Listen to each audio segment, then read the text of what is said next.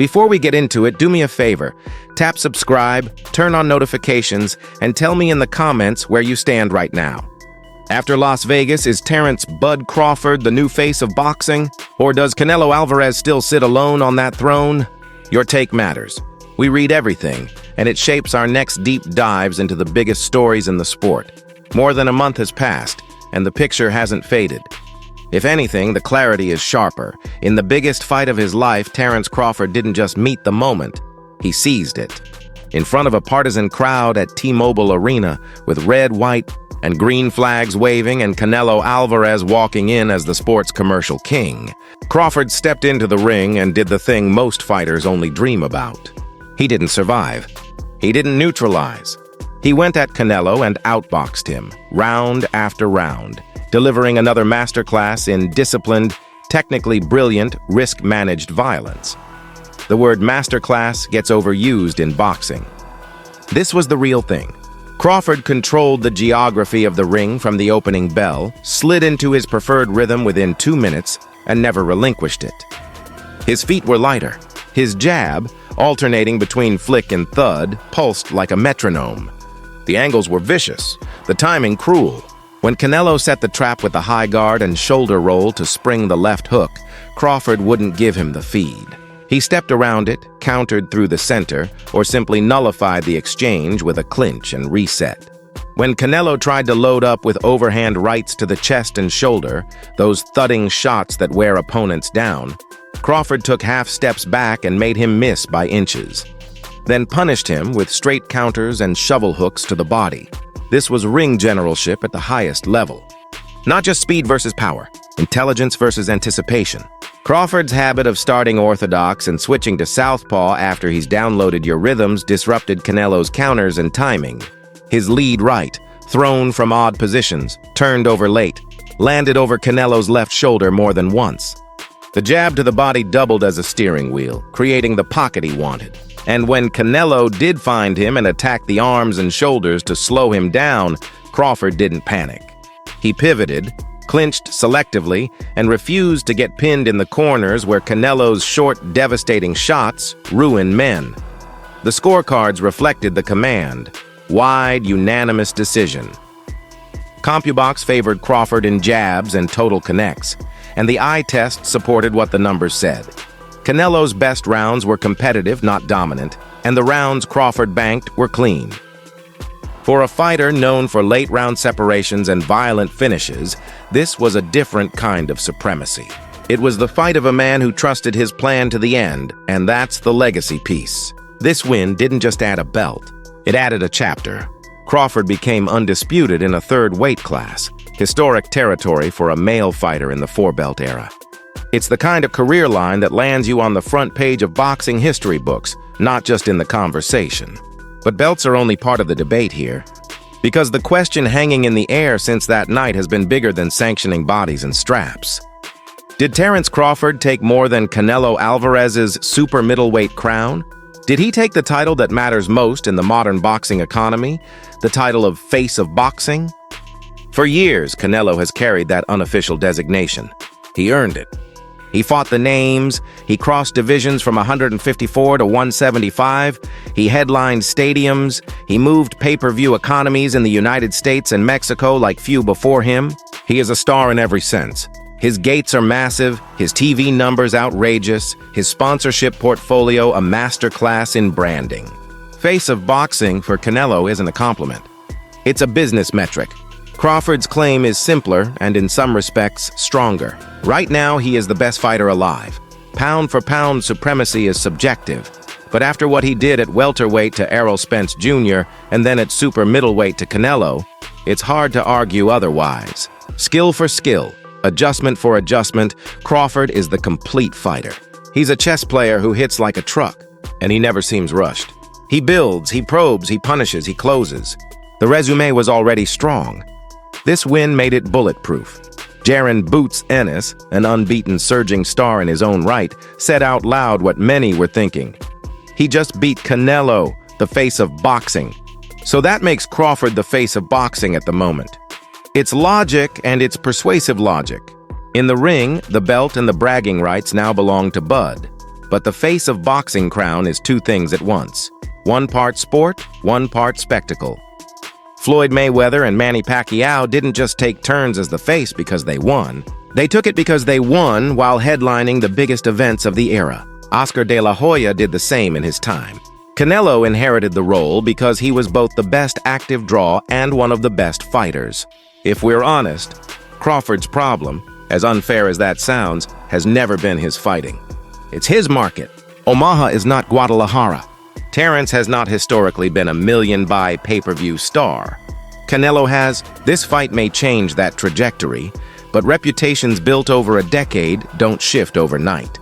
If you want to understand how this will play out, you have to look at the four pillars of that crown. Legacy. After Las Vegas, Crawford's is not just secure. It's expanding in a way only greats manage. Undisputed in 3 divisions in the four-belt era is unprecedented. He smashed the unified Spence, then dismantled Canelo in a higher class. He's the pound-for-pound king for anyone who cares about skills and results. On merit alone, he is the face of the sport right now. Period. Business. This is the place where Canelo still holds cards. The Mexican fan base is the most powerful market in the sport. Canelo speaks to that audience and to casual fans across the U.S. in a way Crawford historically hasn't yet. Average Canelo PPVs range anywhere from 700,000 to over 1 million for mega fights. Crawford's numbers before Spence were more modest. The Spence fight pushed him into the stratosphere. This one with Canelo likely matched or exceeded that. If Bud stacks a couple more blockbuster events, win or lose, he becomes the draw to chase. Sponsors love winners. They love narratives. And they love consistency. Narrative. The face isn't just who sells. It's who people are talking about at barbershops in Omaha and bars in Guadalajara and on the train in London. Right now, the narrative belongs to Bud. He walked into the most hostile crowd you can see in the sport without a Mexican flag in your corner and outboxed the man they came to see. He didn't do it with trash talk. He did it with craft. Fans and writers eat that up. It turns the debate from who is he to who's next. Next fights. This is where the new face is forged, or the old one reclaimed. Rematches, mandatories, super fights. What comes after is the business and sporting puzzle. If there's a rematch clause, Canelo will use it. If there isn't, his team will lobby hard for another shot. A second fight at super middleweight would be enormous again, and the adjustments each side makes would answer a lot of questions. Does Canelo go harder earlier and throw caution to the wind? Does Crawford sit down on more counters if he senses urgency? And what about everyone else? David Benavidez has been waiting in the weeds with the WBC's interim status at 168 and a massive fan base of his own. He is all action, 6'2" with volume and power. He would be a violent, mandatory nightmare for anyone holding that green belt. If Crawford keeps the undisputed crown, the alphabet bodies will start stacking mandatories. WBA, IBF, WBO, one after the other. That always tests the limits of undisputed reigns. Would Bud entertain a Benavidez fight? Would he pick off a mandatory or vacate and slide down to 160 or 154 for legacy fights? Another track runs through 154 pounds. Tim Tszew's surge brought new energy to the division before his setback.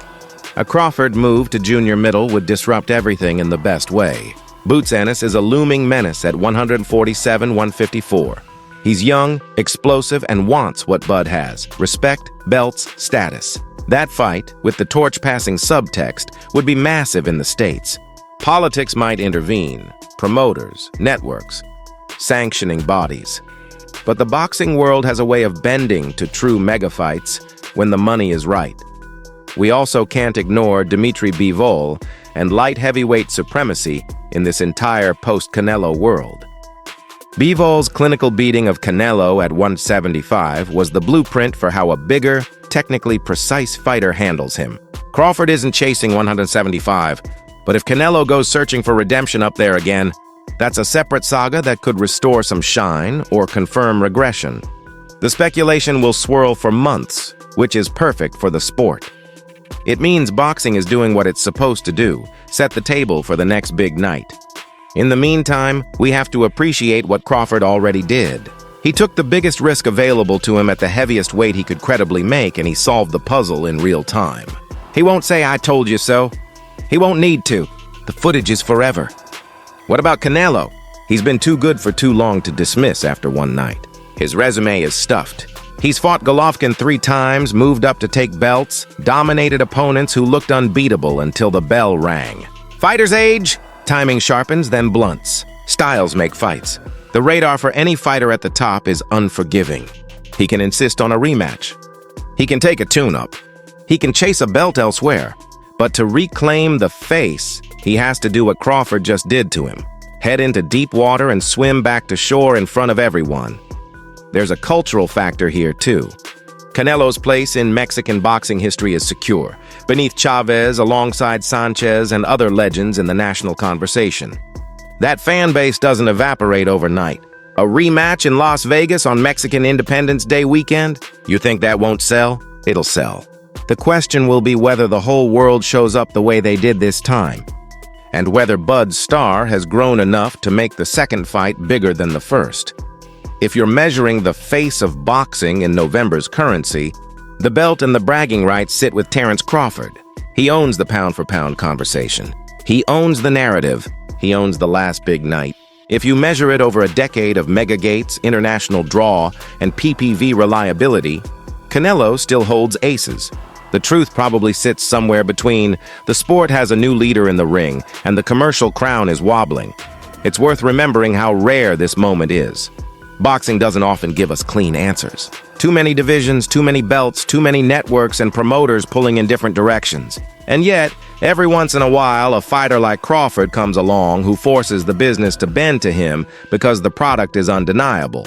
He beat Spence at 147 in a way that erased debate.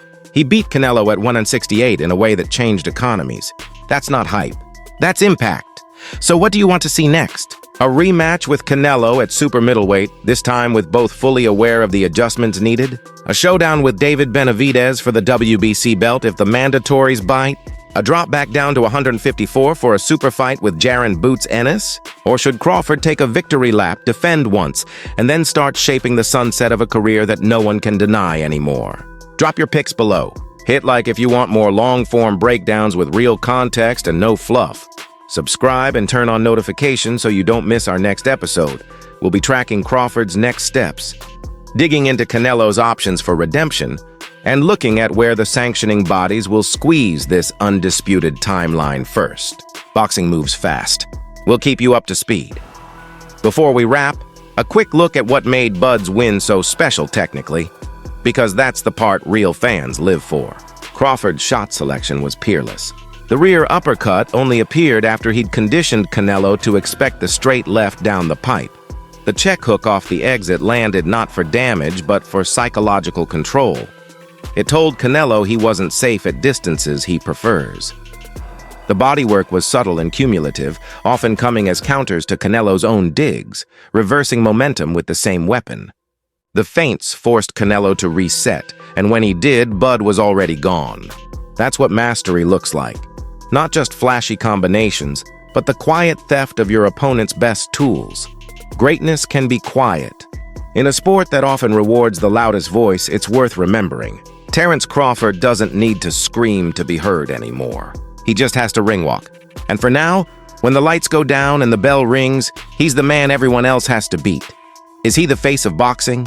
If you mean the fighter whose picture you'd put on the poster to explain 2024 to someone who wasn't there, yes. If you mean the man who moves 1 million buys every time without breaking a sweat, almost. Another big night or two and that conversation ends itself. Either way, we're lucky to be watching. Let me know your verdict in the comments. Bud or Canelo, who wears the crown right now? Who should Crawford fight next to cement it for good? And if you were Team Canelo, how would you adjust for a rematch? Like, share, and subscribe. We've got fresh content on the business side of this fight. The mandatory maze at 168, and the pound-for-pound list now that the dust has settled in Las Vegas. See you in the next one.